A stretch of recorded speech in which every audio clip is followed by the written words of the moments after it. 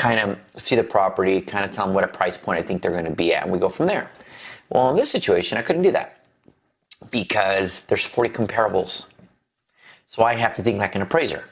And I have to anticipate what they're going to look at, what they're not going to look at. So we get a tour of the house. They have an absolutely beautiful backyard. They're in a cul-de-sac. They got a lot of things going for them. But I make it very clear to them, your competition is the new development. Why would someone buy your house when they can go buy a brand new one 4 blocks down?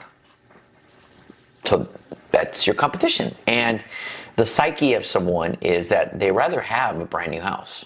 They're going to pay full price. They rather have a new house than someone that's a resale house. So they agreed that that was probably the scenario, and they're very curious on the numbers.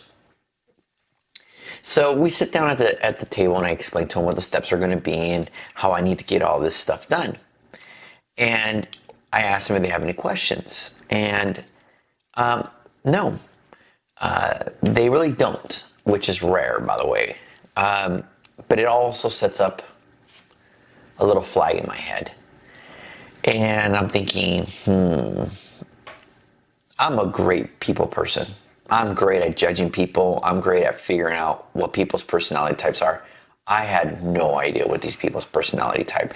They were great poker players. They weren't giving me anything. They weren't giving me anything about anything. I'd ask them about their past. They didn't want to talk about it. I asked them about their jobs. They pretty much said it's none of your business. I asked them about their goals. They said, we want to sell the house this summer. But they wouldn't give me much.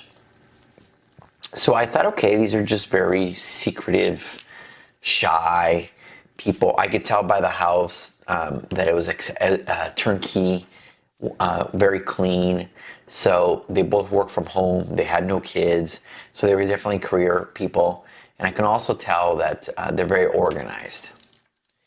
And so that's the only thing I could tell from them. And I've actually, funny thing is I've had a few listing appointments in the last few weeks where both parties have worked from home. So it's kind of a trend. I think it's just coincidence, but kind of a trend I've seen the last few weeks.